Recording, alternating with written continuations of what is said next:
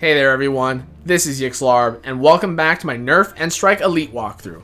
And believe it or not, this game is so short that today's video is actually the second to last video in the main series.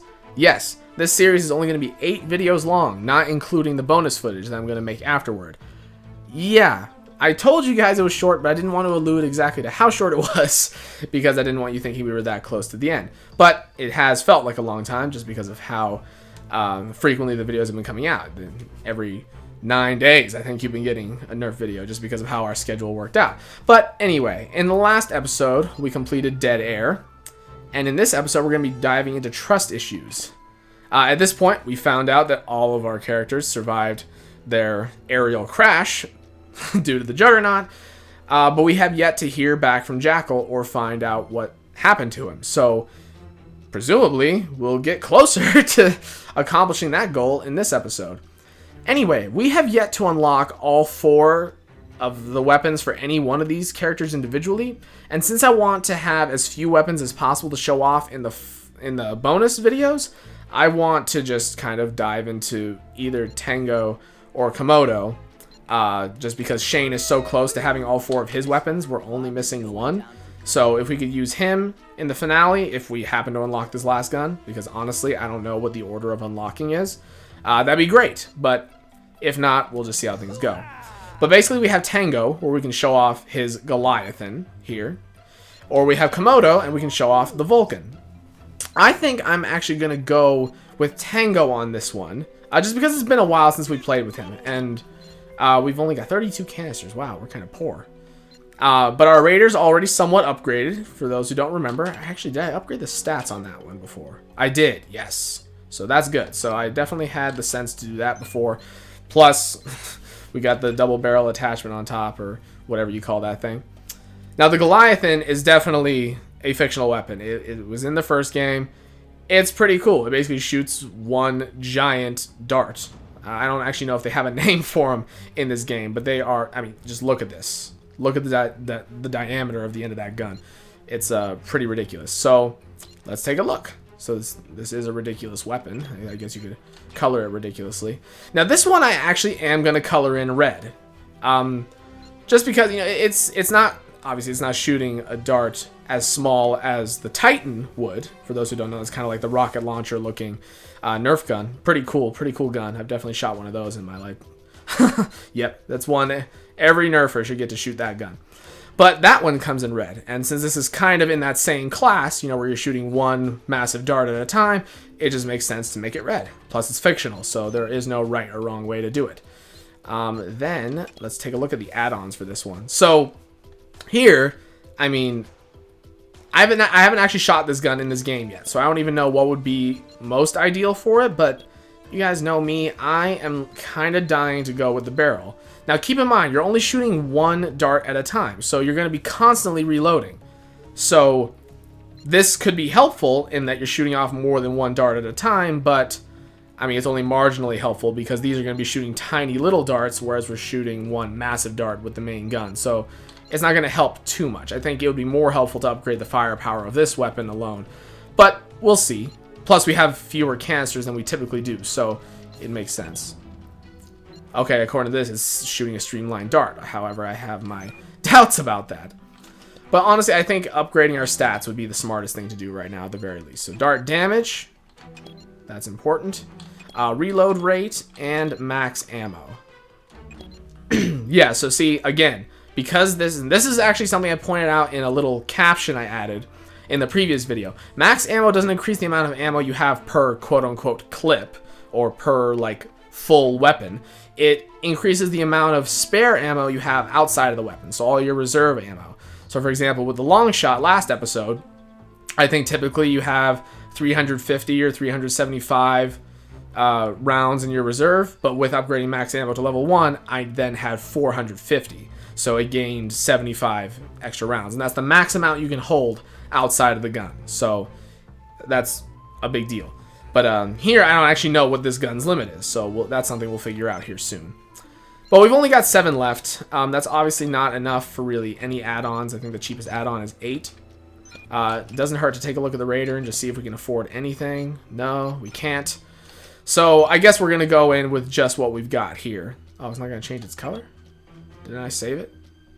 Okay, it's just going to stay yellow out here, I guess. Okay. Anyway, let's just dive on in.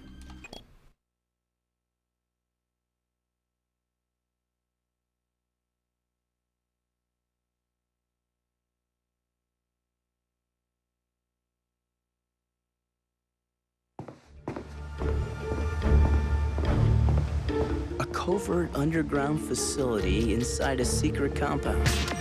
These guys have some serious trust issues. Alright, we're just diving right on in. Here we are in a cave. As you remember from last episode, we entered through a door, which was perfectly camouflaged, of course, according to Raven. Well, she didn't say perfectly camouflaged. That's how she was able to see it. Yeah, as you saw there, we just shot off those... I think they're stalactites. I think the tights are on top of the cave and the mites are on the bottom, but God, I don't know. It's been a long time since I've taken a science course. For those who don't know, I studied political science in my undergrad career, and then I went straight to law school, so I don't do science. Not that kind of science, at least. Not earth science. There we go. Doing well so far. Anyway, we're gonna be... Aha! Which one is it? This one. This one! Okay, I can't aim for crap right now, but that's okay. Just a few canisters will help. So now, how about we try not dying in this episode? I mean, you know, we're just getting closer and closer to death each time, and I really don't want that, so... Yeah, let's see. Anyway, let's actually go ahead and switch weapons. Let's go over to the UB.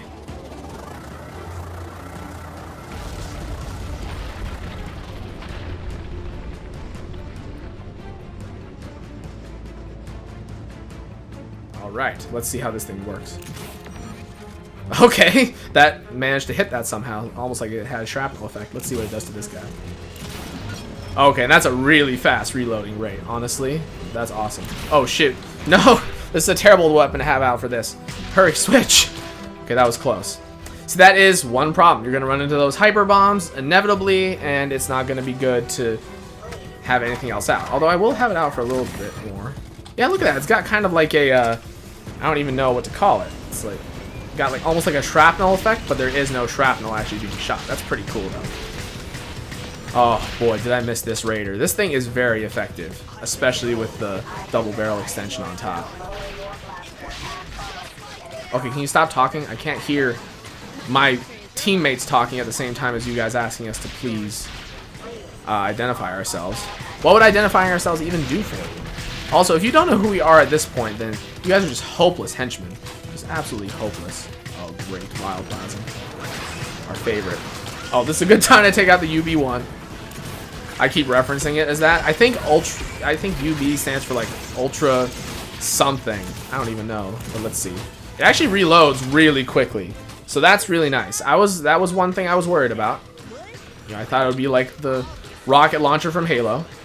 There we go. Filled up our ammo, so we'll be good to go with that. And honestly, aside from the hyper bombs, I think you could utilize the Goliathon almost exclusively. So see, it takes 2 darts to kill one of those, 1 to kill one of those. Come on. And it stuns them pretty good too. So, I mean, that's really good. Plus, it's got a good spread. And it just shoots giant darts. It looks hilarious, honestly. Oh, dang it. Missed that. Hey, look at this. We're on an elevator, and they're not talking about Tango's fear of elevators. That's, like, incredible. That's a record. Come on, get that, get that.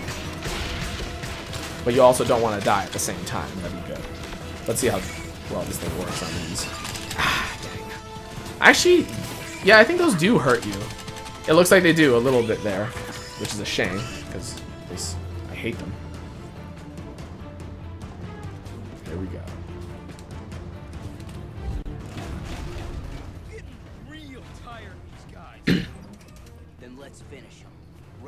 Yep. This is a good time to have the Goliathon as well. So this is actually part of why I just selected this. Now, you'll see that there are a few weak spots on him. So, like, right now, okay, well, if it'll give me enough time and stop covering, it's telling us to shoot his arms. If you look, and these, like, Gatling gun spots. And then also the center of him. Stop taking cover. I want to shoot him. And then just, boom. There you go. That's what it takes. So now, next time, I'm not going to use the Goliathon. And wow, we already got it next time. That way you can see the real challenge of these guys. So so if you look through the red reveal, you basically, it'll tell you every yellow spot on his body is weak. So these two, I guess they're stampedes in his body, and then his arms. So basically everything that fires on his body is weak. And as long as you maintain, you know, your rate of fire on him, as long as you keep hitting him with darts in those spots, he'll just keep getting stunned like this, and then there's nothing he can do. So him alone on the screen, just one of them, is really not difficult at all. You see he'll just stand there and take it. And then once his blue spot is revealed, you can take it out, and then you get a cool 10,000. It'll also kind of be cool if you could choose when to take cover, but they choose when to take cover for you. You have essentially no control in your movement aside from where you're aiming your gun, but that's okay. That's the kind of game we're playing. Can't really expect them to change at this point. So there we go. I mean, you don't even need the Goliathon for these guys, but I would suggest taking it out. I mean, I will just for fun, honestly. Wow, one hit on that, one hit on that, and obviously one hit on that. That's awesome. And we still have 100 spare rounds, basically. That's great. Okay, let's keep it going then. All because of us. Okay. Barely finished that sentence before we took care of him, so that's awesome. Okay, with these hyper bombs, really? I hate those things. Probably my least favorite thing to deal with. Okay, finally we get a new gun over here. Jackal, we're up here. Pipe down, Squeaky. There's no way he can hear us from up here. What's he doing down there? That's a really good question. Looks like another secret panel. Yep, you got it, Raven. Wide, W-I-D-E, for the Hydra SG-7, which is actually Shane's final weapon, so that's awesome. We'll finally have all the weapons for at least one of the characters. Unless we happen to find more during this mission. It was kind of concerning that we didn't find any last mission, but I really didn't see any boards. And usually they're pretty open. I mean, aside from the long shot one, they've all just been right in your face, so no biggie. Get those canisters. Yes, of course I am concerned about my health. Okay. I'm ready. Yeah, this thing is awesome. Oh my god, I can't get over it. It's so much fun to use. Oh, shot at my teammates because I thought they were enemies. Ah, I thought I would get him before I got locked up. That's okay. Now we're in a new area. Finally, a different looking area. I mean, aside from, you know, dusty dunes and caves, we've had very little variety. Now that is the one thing I just want to give a very short but sweet complaint about, is that you're dealing with very few types of areas. I mean, it's not like the first game did any better. You were just in the, you know, kind of plain metalish chamber all the time, so not too different. That ammo, beautiful. Let's see what the max ammo is we can hold. 125. Cool. Oh shoot. Switch, switch. Sometimes I wish the switching guns was a little bit quicker. You know, it takes a little bit of time, which I guess is realistic. Not that this game is known for its realism, but you know. See, I don't even know why they're really pushing for this. I mean, for me, it just sounds like it just seems like they're, you know, trying to justify this concept. And I mean, it really, you know, I feel like it's kind of unnecessary at this point, but that's okay. What is that trying to tell me up there? 013103? It's saying, what is that trying to tell me? I honestly don't know, but I'm sure I'll figure it out. I mean, it must be a code for something else, but I really don't know. I totally remember now. I totally do. Yeah, here it is. So what we just looked at down there is that it's actually the same code as up here, I think. And if you look at it, it says 312. So when it pops up, you just shoot at it. I can't believe I forgot about this. It's like the most complicated, it's like the most complicated red reveal puzzle they have in this game. But there you go. That's all it is. That's cool. able to move on. Aha, just the kind of guys I want to deal with. Actually, shouldn't have taken this out because of these guys, but I did manage to take out 3 at once, so that's okay. Oh, this like didn't even work on their shields. The other darts seem to. Oh well. You learn something new every time.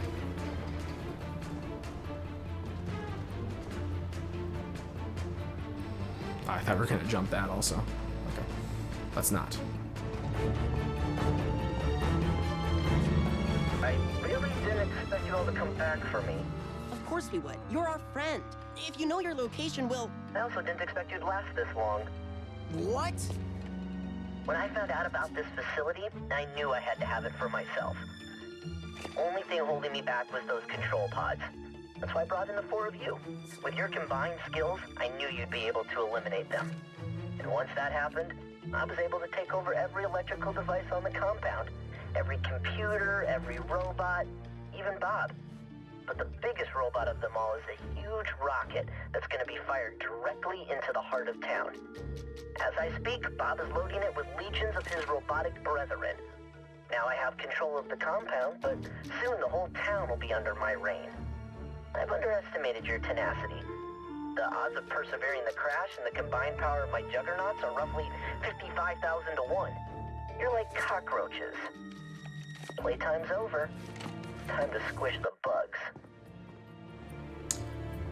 Yeah, guys. I bet you didn't see that coming.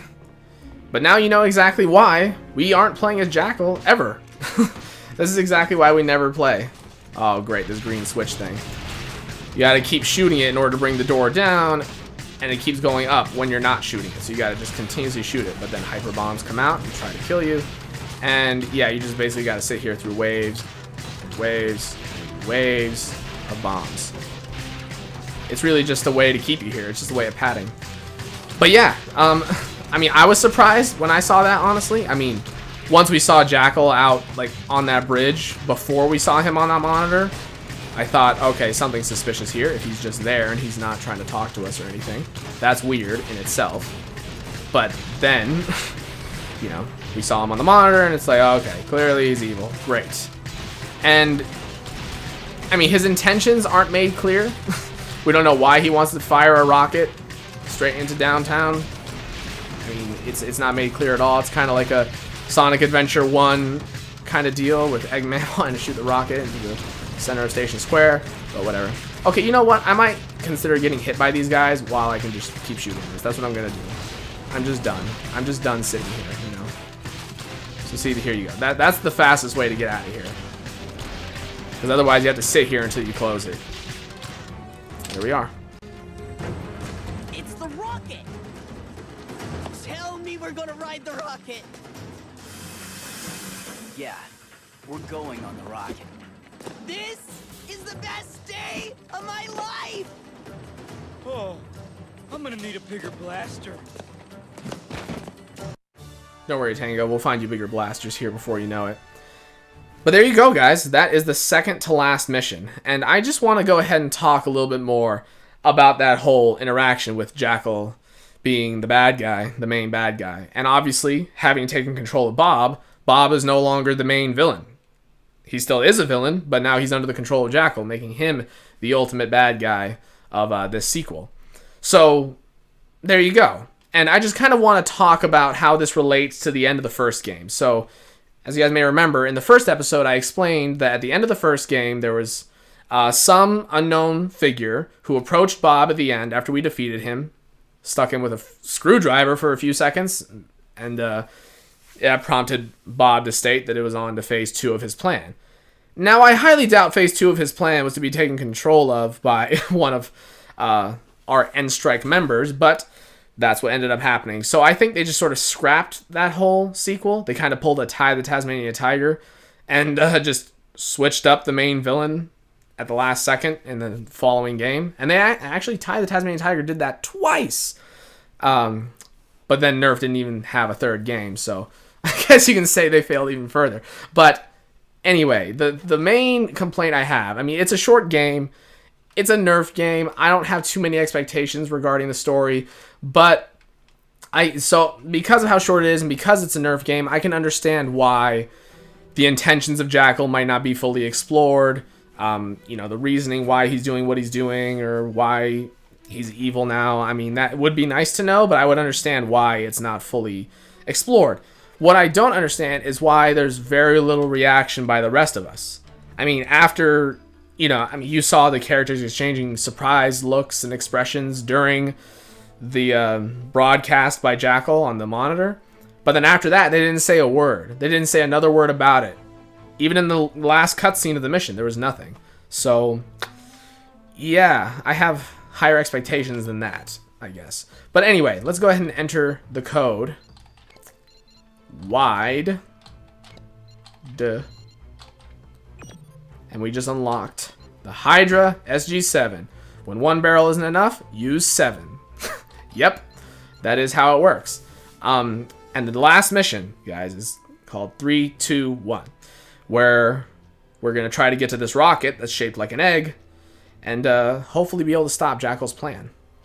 But in that mission, we are going to be able to use Shane, who now has a full arsenal of weapons, 3 of which we haven't used yet. We still have the Recon, the Hydra, and the Cerberus. So we're going to have a busy next episode showing off all of that. And hopefully we unlock these last few guns soon. I mean, obviously I've missed some of them. Either I've literally missed the boards that allow you to unlock them, or not all of them are able to be unlocked in the main story. I don't know if that would be the case, but maybe. I don't know. I'll look into it. But there's, for those of you who have tried, you'll understand. There's actually very little information about this game out there. First of all, it's difficult to even find any information on it just because it's called Nerf and Strike Elite. If you don't add Nintendo or Wii into the name, you're just going to find information about the Nerf guns, which are, you know, the series of which is named the same thing as this game. Either that or you'll find information on the first game, which has more information about it online than this one does. This one has a very, like, minor online presence. So finding anything on it is tough. So yeah, I'll figure it out. But worst case scenario, it's easy to find the codes online. That's one thing that's easy. You just type in this game, the game's name, Nintendo Wii, cheat codes. You'll find the codes for every gun along with other cheats. So it's not the end of the world. But anyway, guys, thank you for watching that episode. We had a major twist, as you saw. I'm sure you weren't expecting it because that's how poorly played out it was. Is that you don't even see it coming, which I guess was the goal. So if that was their goal, then they accomplished it well, I guess. You know, can't fault them for that, I suppose. Anyway, next time we're going to be diving into the finale, the final mission of this game. 3, 2, 1. I'll see you guys then.